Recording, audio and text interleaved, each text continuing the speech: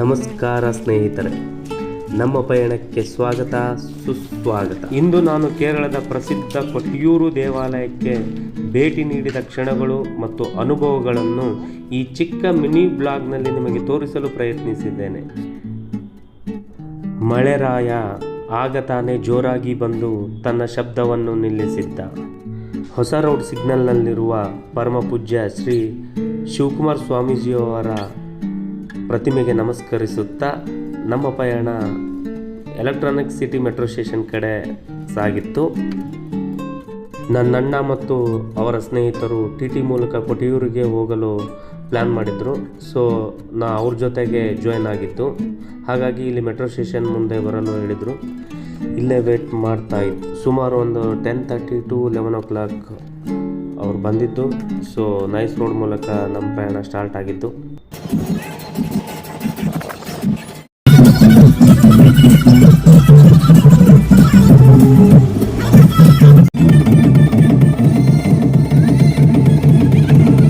State ಮನಿ wards Karnataka.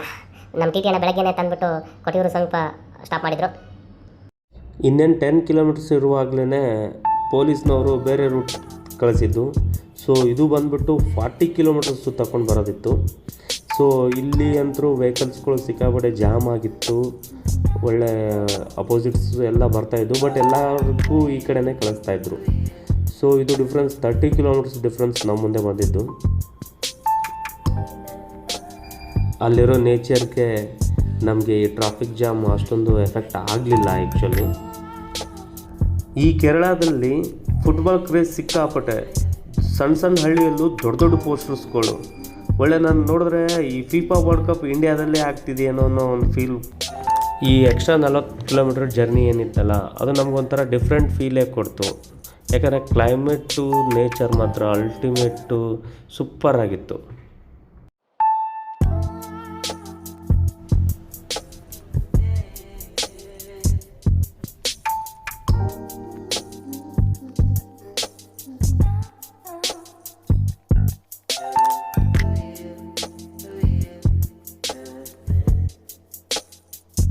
So finally ಕೊಟ್ಟಿಯೂರು ಎಂಟ್ರಿಗೆ traffic ನಮಗೆ ಸ್ವಾಗತ ಮಾಡ್ತಾಯಿತ್ತು.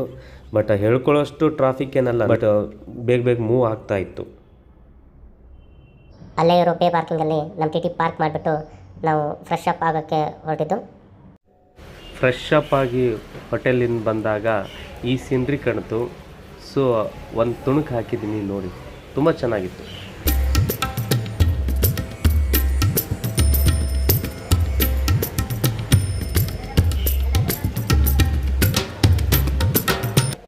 Traffic ಇರೋದರಿಂದ ವೆಹಿಕಲ್ನ ಇಲ್ಲೇ ಪಾರ್ಕ್ ಮಾಡಿದ್ವಿ.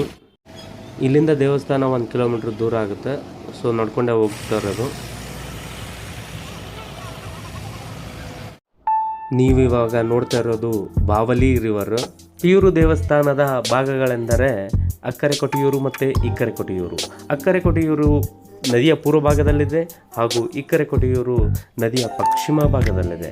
ಈ ಇಕ್ಕರೆ ಕೊಟ್ಟಿಯೂರು ವರ್ಷ ಪೂರ್ತಿ ಓಪನ್ ಇರುತ್ತೆ ಹಾಗೂ ಅಕ್ಕರೆ ಕೊಟ್ಟಿಯೂರು ವರ್ಷದಲ್ಲಿ ಕೇವಲ 28 ದಿನಗಳು ಮಾತ್ರ ಓಪನ್ ಇರುತ್ತೆ. ಬನ್ನಿ ಸ್ನೇಹಿತರೆ, ಈ ಅಕ್ಕರೆ ಕೊಟ್ಟಿಯೂರಿನ ಇತಿಹಾಸವನ್ನು ಮೆಲುಕು ಹಾಕೋಣ. ಅಕ್ಕರೆ ಕೊಟ್ಟಿಯೂರು ನಮಗೆ ಸತ್ಯಯುಗದ ಪರಿಚಯವನ್ನು ಮಾಡುತ್ತದೆ ಹಾಗೂ ಸತಿ ಮತ್ತು ಶಿವನ ಪ್ರೇಮ ಕಥೆಯನ್ನು ಇಲ್ಲಿ ಸಾರಿ ಹೇಳುತ್ತದೆ. ಈ ಪ್ರದೇಶವು 3 ಪ್ರಮುಖ ವಿಷಯಕ್ಕೆ ಸಾಕ್ಷಿಯಾಗಿದೆ.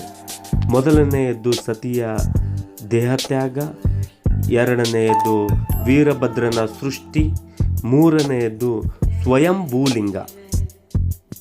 ಶಿವನ ಪತ್ನಿಯಾದ ಸತಿದೇವಿಯ ತಂದೆ ದಕ್ಷ ಪ್ರಜಾಪತಿಯು ಬೃಹತ್ ಯಾಗವೊಂದು ಆಯೋಜಿಸಿದ್ದನು. ಆದರೆ ಶಿವನ ಮೇಲಿನ ಅಸೂಯೆಯಿಂದ ಆತ ಶಿವಸತಿಯರನ್ನು ಆಹ್ವಾನಿಸುವುದಿಲ್ಲ. ಆದರೂ ತವರು ಮನೆಯ ಆಸೆಯಿಂದ ಸತಿದೇವಿ ಅಲ್ಲಿಗೆ ಹೋಗುತ್ತಾಳೆ. ಅಲ್ಲಿ ತಂದೆಯು ಪತಿಗೆ ಮಾಡಿದ ಅವಮಾನವನ್ನು ಸಹಿಸಲಾಗದೆ ಸತಿದೇವಿ ಯಜ್ಞಕುಂಡಕ್ಕೆ ಹಾರಿದಳು, ಅಥವಾ ತನ್ನ ಯೋಗ ಯಜ್ಞದಿಂದ ತನ್ನ ಆತ್ಮವನ್ನೇ ತ್ಯಾಗ ಮಾಡಿದಳು. ಇದರಿಂದ ಕೋಪಗೊಂಡ ಶಿವನು ತನ್ನ ಜಡೆಯಿಂದ ವೀರಭದ್ರನನ್ನು ಸೃಷ್ಟಿಸುತ್ತಾನೆ. ವೀರಭದ್ರನು ದಕ್ಷನ ಯಾಗವನ್ನು ಧ್ವಂಸಗೊಳಿಸಿ ದಕ್ಷನ ತಲೆಯನ್ನು ಕತ್ತರಿಸುತ್ತಾನೆ. ನಂತರ ಶಿವನೇ ಸ್ವತಃ ಬಂದು ಸತಿಯ ದೇಹವನ್ನು ಎತ್ತಿಕೊಂಡು ರುದ್ರನೃತ್ಯ ಮಾಡುತ್ತಾನೆ. ಭೂಮಂಡಲದ ಒಳಿತಿಗಾಗಿ ಶ್ರೀ ವಿಷ್ಣು ಸುದರ್ಶನ ಚಕ್ರವನ್ನು ಉಪಯೋಗಿಸುತ್ತಾನೆ. ಈ ಸಮಯದಲ್ಲಿ ಸತಿಯ ದೇಹದ ಭಾಗಗಳು ಬಿದ್ದ ಸ್ಥಳಗಳೇ ಶಕ್ತಿಪೀಠಗಳಾಗಿವೆ. ಈ ಪ್ರದೇಶದಲ್ಲಿ ಸತೀದೇವಿ ಪ್ರಾಣ ತ್ಯಾಗ ಮಾಡಿದ ಯಜ್ಞಕುಂಡದ ಸ್ಥಳದಲ್ಲೇ ಶಿವಲಿಂಗವು ಸ್ವಯಂಭೂವಾಗಿ ಉದ್ಭವಿಸಿದೆ. ಈ ಅಕ್ಕರೆ ಕೊಟ್ಟಿಯೂರಿನ ಇತಿಹಾಸದ ಕತೆ ಹೇಗಿತ್ತು ಅಂತ ಕಮೆಂಟ್ಸ್ನಲ್ಲಿ ಹೇಳಿ. ನಾವು ಮಾಡಿರೋ ಈ ಅನ್ಪ್ಲ್ಯಾನ್ ಟ್ರಿಪ್ಪು ನಮಗೆ ಆ ದೇವರೇ ಪ್ಲ್ಯಾನ್ ಮಾಡಿರೋ ಹಾಗೆ ಅನಿಸಿದ್ದು ಈ ವಿಶೇಷ ಪೂಜಕ್ಕೆ ಸಾಕ್ಷಿ ಆದಾಗ. ಇಲ್ಲಿನ ಪೂಜಾ ವಿಡಿಯೋಸ್ಗಳನ್ನು ಕೆಲವೊಂದಿಷ್ಟು ಹಂಚಿಕೊಂಡಿದ್ದೇನೆ, ನೋಡಿ ಸ್ನೇಹಿತರೆ.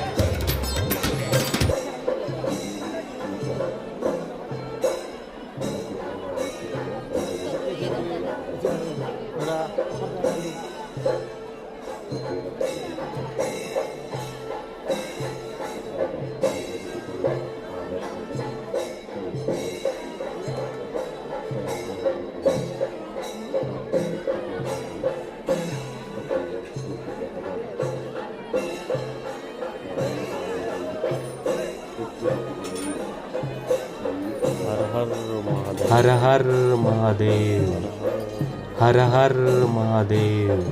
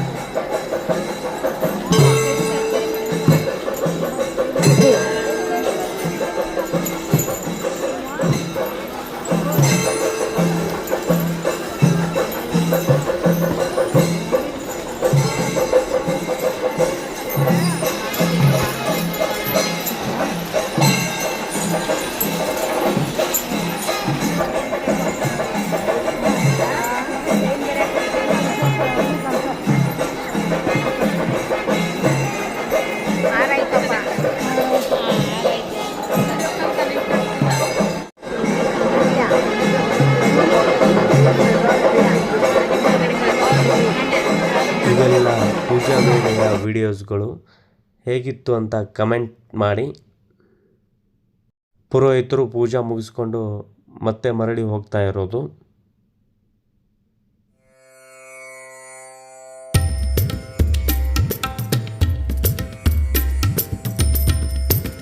ಇದೆಲ್ಲ ಆದಮೇಲೆ ಆನೆಗಳು ತಮ್ಮ ಸ್ಥಳಕ್ಕೆ ಮರಳಿಸ್ತಾ ಇರೋ ದೃಶ್ಯ ತೋರಿಸ್ತಾ ಇರೋದು. ಈಗ ನಮ್ಮ ಅಣ್ಣ ಭಕ್ತಿಯಿಂದ ನಮಸ್ಕಾರ ಮಾಡ್ತಾಯಿದ್ರು, ಹಂಗೆ ವಿಡಿಯೋ ಹಿಡಿದಿದ್ದು.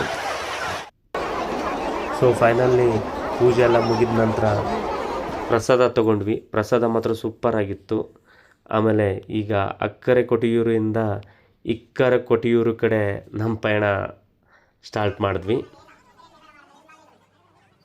ಈ ಇಕ್ಕರೆ ಕೊಟಿಯೂರು ವರ್ಷ ಪೂರ್ತಿ ಓಪನ್ ಇರುತ್ತೆ, ಆದರೆ 28 ದಿನಗಳು ಮೀನ್ಸ್ 1 ಮಂತ್ ಮಾತ್ರ ದೇವಸ್ಥಾನ ಓಪನ್ ಇರುತ್ತೆ, ಆದರೆ ಗರ್ಭಗುಡಿ ಕ್ಲೋಸ್ ಆಗಿರುತ್ತೆ. ಕೊಟಿಯೂರು ಉತ್ಸವದಲ್ಲಿ ಅರ್ಪಿಸಲಾಗುವ ಓಡಪೂವು ಬಿದಿರಿನಿಂದ ತಯಾರಿಸಲಾಗುವ ಒಂದು ಪವಿತ್ರವಾದ ಕಾಣಿಕೆಯಾಗಿದೆ. ಪುರಾಣಗಳ ಪ್ರಕಾರ ಇದು ದಕ್ಷಯಾಗದ ಸಮಯದಲ್ಲಿ ಹರಿದು ಹೋದ ಗಡ್ಡವನ್ನು ಪ್ರತಿನಿಧಿಸುತ್ತದೆ ಮತ್ತು ಅಹಂಕಾರದ ನಾಶವನ್ನು ಸೂಚಿಸುತ್ತದೆ. ಇದು ನಮ್ಮ ಪಯಣದ ಒಂದು ಅನ್ಪ್ಲ್ಯಾನ್ಡ್ ಟ್ರಿಪ್ ಟು ಕೊಟಿಯೂರು. ಹೇಗಿತ್ತು ಅಂತ ಕಮೆಂಟ್ ಮಾಡಿ, ಒಂದು ಸರಿ ಲೈಕ್ ಮಾಡಿ, ಸಬ್ಸ್ಕ್ರೈಬ್ ಮಾಡಿ.